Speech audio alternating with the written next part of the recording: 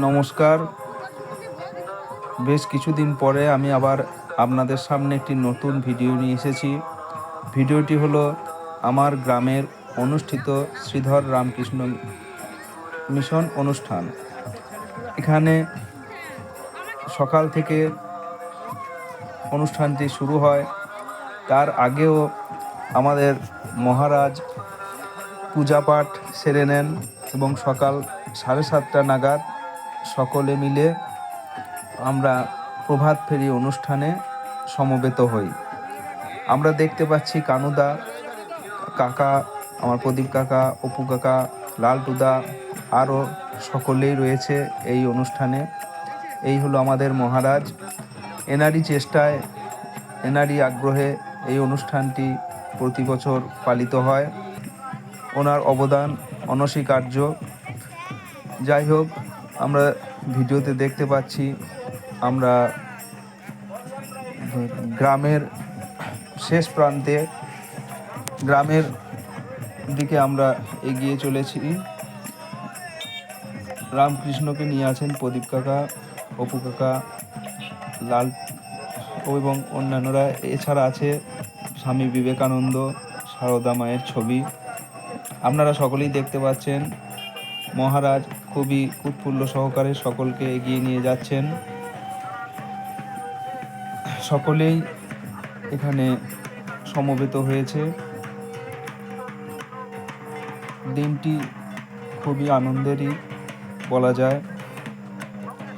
মাইকে অ্যানাউন্স করছে আমার ছোট কাকা।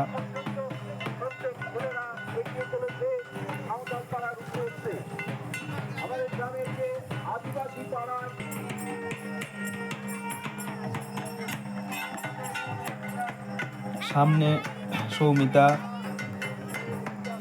দেখতে পাচ্ছি হার নাড়ল। এখানে গ্রামের একটি দিক শেষ হয়ে আবার লাইনটি ঘুরেছে। এবার আমরা যাব হালদারপাড়া দিয়ে।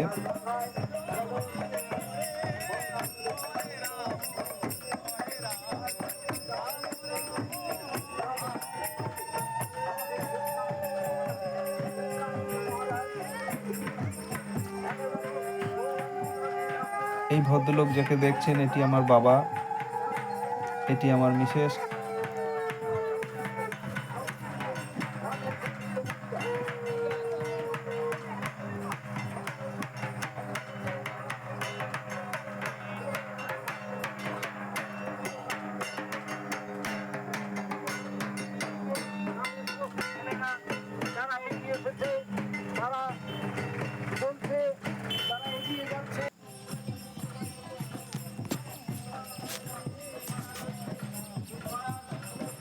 ফটোটিতে আমাকে দেখতে পাচ্ছেন সকলেই।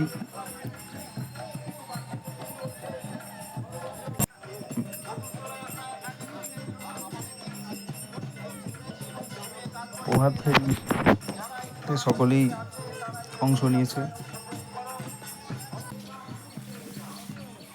আমরা চলে আসছি আমাদের পাড়ার দিকে। এখানে কালীতলায় কিছুক্ষণ আমরা দাঁড়িয়েছিলাম। আমার মা জল দিচ্ছে, আপনারা ভিডিওতে দেখতে পাচ্ছেন। এরপর আমাদের পাড়া অতিক্রম করে আমরা চলেছি তেমাতার উদ্দেশ্যে।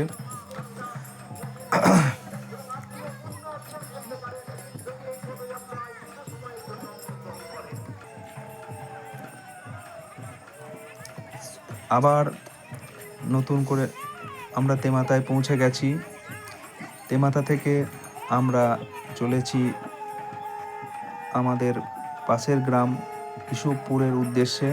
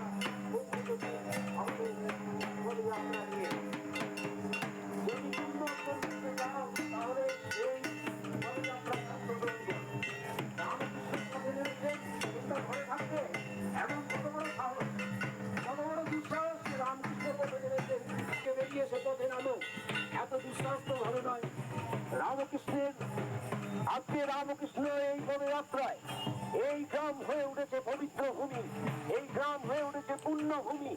এই পুণ্যভূমিতে অংশগ্রহণ করে তোমরা এখানকার ধুলি মাথায় দাও, তোমাদের পুণ্য সঞ্চয় করো, আয় তুলে রাখবে।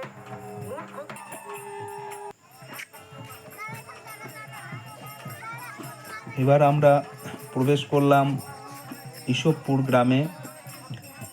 প্রতি বছরই আমরা মুকসিমপাড়া থেকে ইসবপুরে আসি।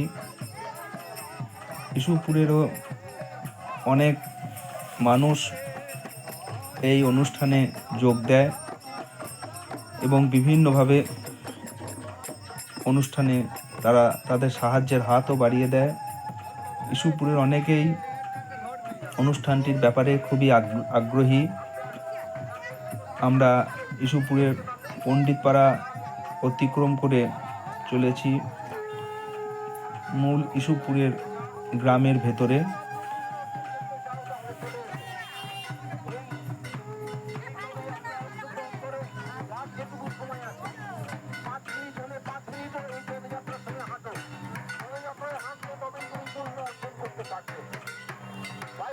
এখানে আমরা দেখতে পাচ্ছি তারকদা খুব সুন্দর ঢাক বাজাচ্ছে এবং পিছনে টোটো মাইক সমেত আমার ছোট কাকাও খুব সুন্দর বলছে। কাকা প্রতিবারই এভাবে বলে থাকেন।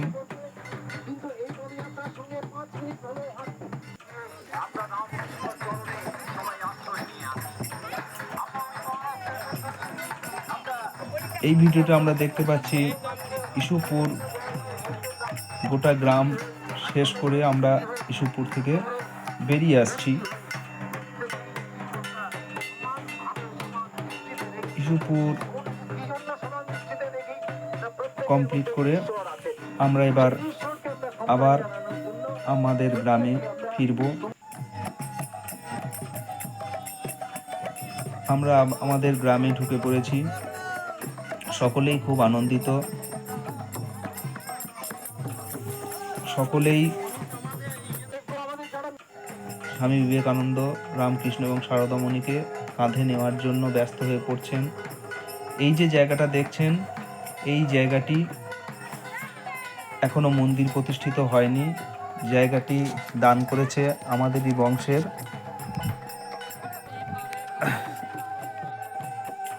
এই জায়গাটিতে এসে সকল মানুষই খুব আনন্দিত হয়ে পড়েছে।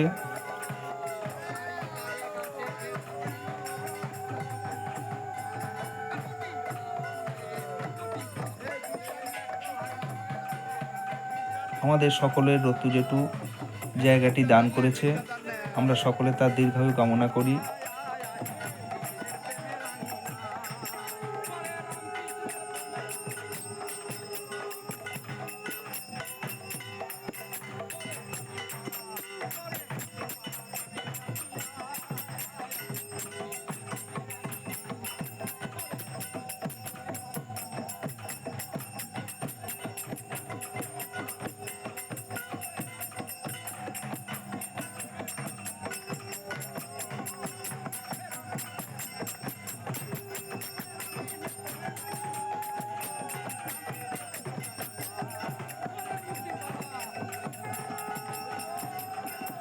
এই যে ভদ্রলোককে দেখছেন, এটি আমার প্রদীপ কাকা, খুবই ভালো মানুষ। ওনারও অসীম অবদান রয়েছে।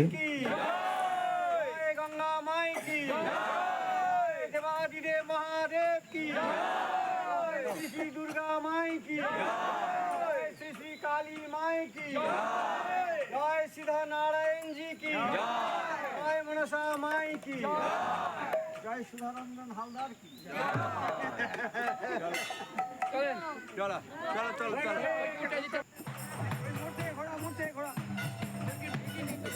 আমরা এবার ফিরে আসছি আমাদের বারোয়ারি তলায়, যেখানে অনুষ্ঠানটি হচ্ছে।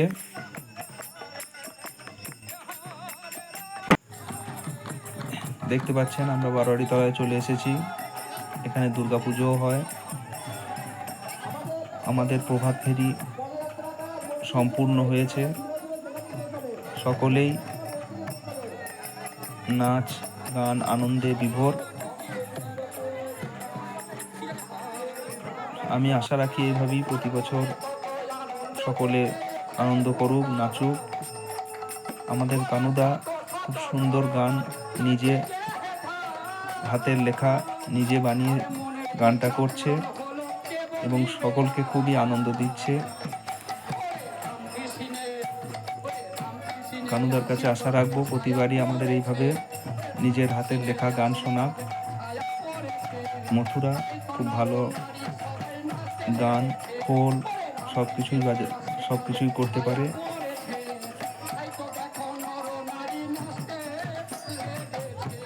লালটুদাকে আমরা ভিডিওতে দেখতে পাচ্ছি।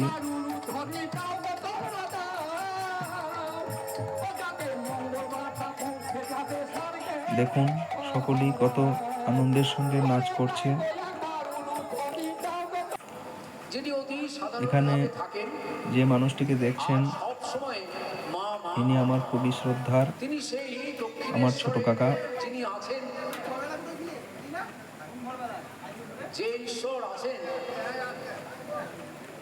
দক্ষিণেশ্বরে, যে ঈশ্বর আছেন তাকে তিনি কখনো বলেন জগদম্বা, কখনো বলেন অবতারিণী। সেই কালী মাতার আকুল আহ্বান, তিনি কেঁদে কেঁদে সাড়া হয়ে যান, মাকে ডাকেন এবং এই ডাকে সাড়া দিয়ে সেই মৃন্ময়ী মূর্তি হয়ে ওঠে চিন্ময়ী মূর্তিতে। এই মৃন্ময়ী মূর্তিকে চিন্ময়ী মূর্তি রূপে আবির্ভাব তিথিটা কেমন না, বসন্তের সমাগমে প্রকৃতি দেবী অপূর্ব শ্রী ধারণ করে আছে। 1836 সালে 18ই ফেব্রুয়ারি ওই হুগলি জেলার কামারপুকুরে জন্মগ্রহণ করলেন এক শিশু। তিনি জন্মগ্রহণ করেছিলেন ওই কামারপুকুরের একটা ঢেঁকিশালে।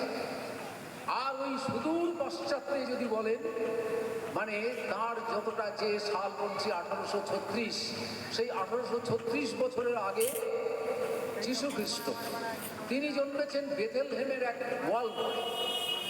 তা দেখুন, পাশ্চাত্যের এক মহাপুরুষ তিনি জন্মাচ্ছেন এক গোয়াল ঘরে, আর প্রাচ্যের এক মহাপুরুষ তিনি জন্মাচ্ছেন ঢেঁকিশালে। এই হলো আমাদের মহাপুরুষ যারা, তাদের কথা। এই রামকৃষ্ণকে আমরা জানি তার ছোটবেলায় নাম ছিল গদাই বা গদাধর। কেন গদাধর নাম হলো? রামকৃষ্ণের নাম গদাধর কেন ছিল? তা হলো ক্ষুদিরাম রামকৃষ্ণের বাবা, তিনি গয়ায় গেছিলেন। তা সেখানে তিনি ওই একটা স্বপ্নাদেশ পেয়েছিলেন, শ্রীকৃষ্ণ বলুন আর গদাধর বলুন।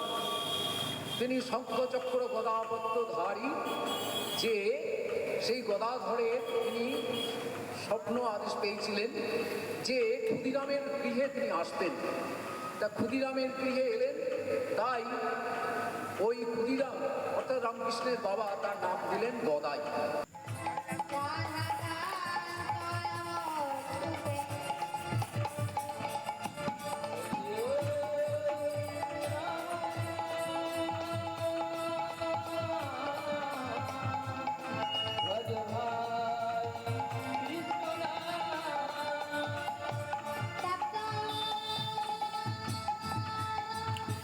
এখানে বই, বিভিন্ন ধরনের বই বিক্রি হচ্ছে।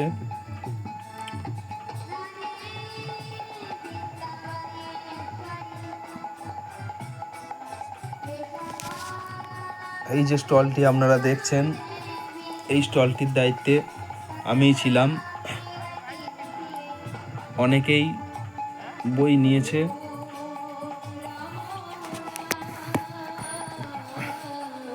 আবার পিছনে লীলা কীর্তন অনুষ্ঠান অনুষ্ঠিত হচ্ছে।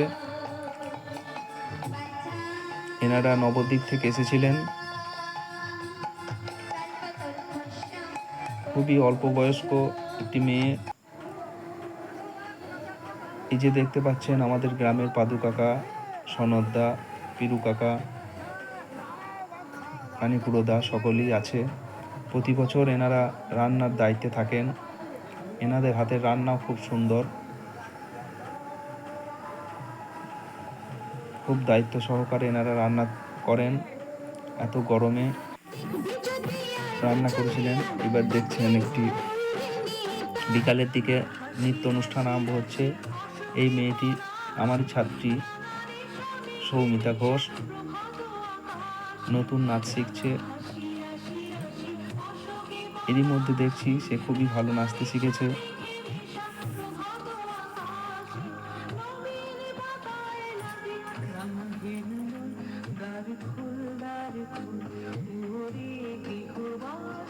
মন কানিকুড়োদাকে দেখলাম দাঁড়িয়ে আছে, এনারও অবদান অপরিসীম।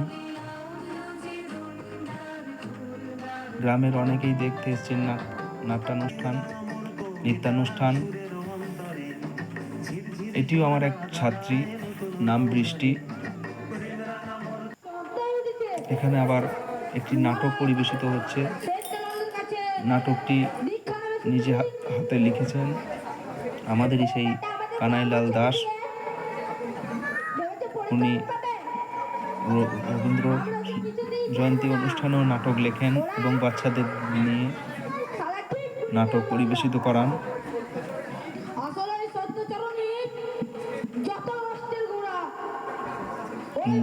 নাটক, গান, পড়াশোনা সকলেই খুবই দক্ষতা রয়েছে কানুদার। কিন্তু আমি যে বড় পাপী মহারাজ। আমি অসৎ পথে উপার্জন করেছি, অসৎ পথে সংসার ধর্ম মানিনি।